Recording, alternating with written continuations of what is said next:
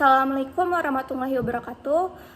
Saya Anissa, saya MPM 2308260040. Saya berasal dari kelas A. Di sini saya akan menjelaskan tentang blok kardiologi yang berjudul hipertensi. Hipertensi sendiri adalah kenaikan tekanan darah pada manusia.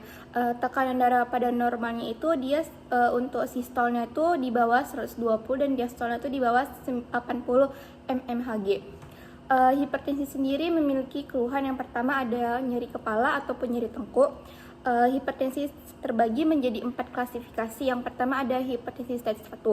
Hipertensi stage 1 itu dia tekanan darahnya itu dia di atas 130 untuk sistol dan diastolnya itu di atas 80 sampai 89 mmHg. Yang kedua adalah hipertensi stage 2. Ini untuk tekanan darahnya, untuk sistolnya itu dia di atas 140 dan diastolnya itu di atas 100 mmHg.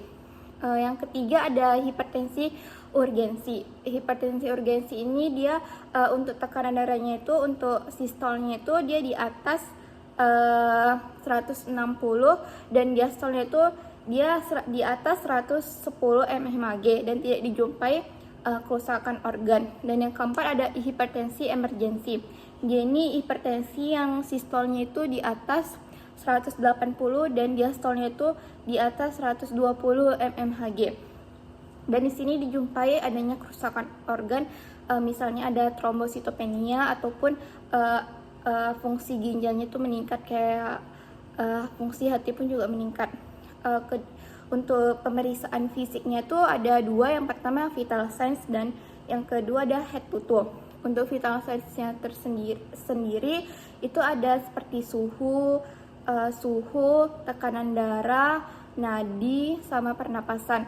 Kalau misalnya untuk tekanan darah sendiri dijumpai meningkat, kalau nadi itu dijumpai takikardia ataupun meningkat.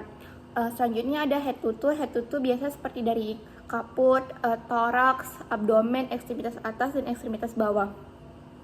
Selanjutnya ada pemeriksaan penunjang. Pemeriksaan penunjang yang pertama ada darah rutin. Darah rutin itu dia mencakup kayak HB, trombosit, leukosit, dan eritrosit. Yang kedua ada urinalisa. Urinalisa ini dia untuk menentukan adanya ketonuria ataupun tidak. Selanjutnya ada EKG dan fototoraks. Untuk tata laksananya sendiri, hipertensi 1 itu dia menggunakan satu obat saja. Kalau misalnya dia di bawah 60 tahun, dia menggunakan katropil 12,5 mg tab. Kalau misalnya di atas 60 tahun, dia menggunakan amlodipin 5 mg.